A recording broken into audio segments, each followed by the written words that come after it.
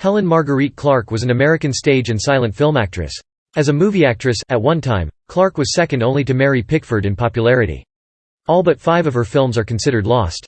Early life and theater. Born in Avondale, Cincinnati, Ohio on February 22, 1883, she was the third child of Augustus Gus, James and Helen Elizabeth Clark. She had an older sister, Cora, and an older brother named Clifton. Clark's mother Helen died on January 21, 1893. Her father worked in his self-owned successful haberdashery located in downtown Cincinnati before his death on December 29, 1896. Following his death, Clark's sister Cora was appointed her legal guardian and removed her from public school to further her education at Ursuline Academy.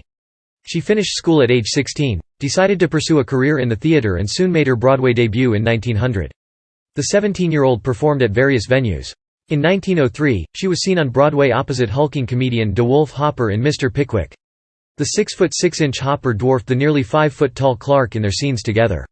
Several adventure fantasy roles followed.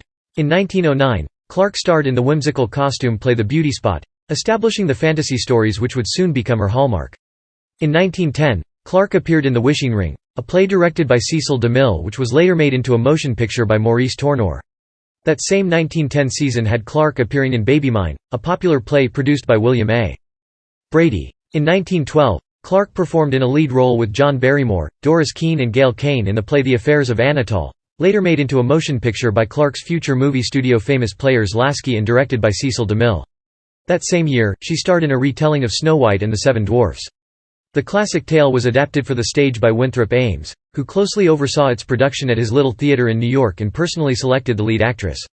Clark expressed her delight in the role, and the play had a successful run into 1913. Clark's popularity led to her signing a contract in 1914 to make motion pictures with Adolph Zukor's Famous Players Film Company, and over the next 2 years she was cast in starring roles in more than a dozen features. She then reprised her stage role in a film that would define the Clark persona, the influential 1916 screen version of Snow White. Film career. At age 31, it was relatively late in life for a film actress to begin a career with starring roles, but the diminutive Clark had a little girl look, like Mary Pickford, that belied her years. Also, film was not developed or mature enough to showcase Clark at her youthful best at the turn of the century. These were some of the reasons established Broadway stars refused early film offers. Feature films were unheard of when Clark was in her early 20s. She made her first appearance on screen in the short film Wildflower, directed by Alan Dwan. Clark in Molly Make-Believe in 1915. Clark starred as Gretchen in a feature-length production of The Goose Girl based on a 1909 best-selling novel by Harold McGrath. She performed in the feature-length production The Seven Sisters, directed by Sidney Olcott, and she reprised a Broadway role, starring in the first feature-length film version of Snow White. Clark was directed in this by J. Searle Dawley as well as in a number of films, notably when she played the characters of both, Little Eva St. Clair, and Topsy in the feature Uncle Tom's Cabin.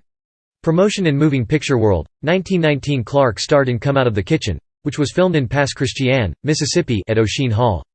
The same year, she enrolled as a yeowoman in the Naval Reserves. Clark made all but one of her 40 films with Famous Players Lasky, her last with them in 1920 titled Easy to Get, in which she starred opposite silent film actor Harrison Ford. Her next film, in 1921, was made by her own production company for First National Pictures Distribution. As one of the most popular actresses going into the 1920s, and one of the industry's best paid, her name alone was enough to ensure reasonable box office success. As such, Scrambled Wives was made under her direction, following which she retired at age 38 to be with her husband at their country estate in New Orleans.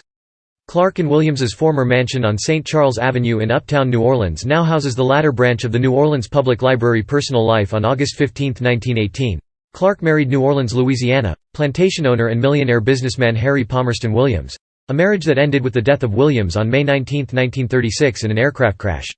After his death, Clark owned Weddell Williams Air Service Corporation, which had built and flown air racers, along with other aviation enterprises, until sold in 1937. After the death of her husband, Clark moved to New York City where she lived with her sister Cora. On September 20, 1940, she entered Leroy Sanitarium where she died 5 days later of pneumonia. A private funeral was held at the Frank E. Campbell Funeral Chapel on September 28. She was cremated and buried with her husband in Metairie Cemetery in New Orleans. For her contribution to the motion picture industry, Marguerite Clark has a star on the Hollywood Walk of Fame at 6304 Hollywood Boulevard.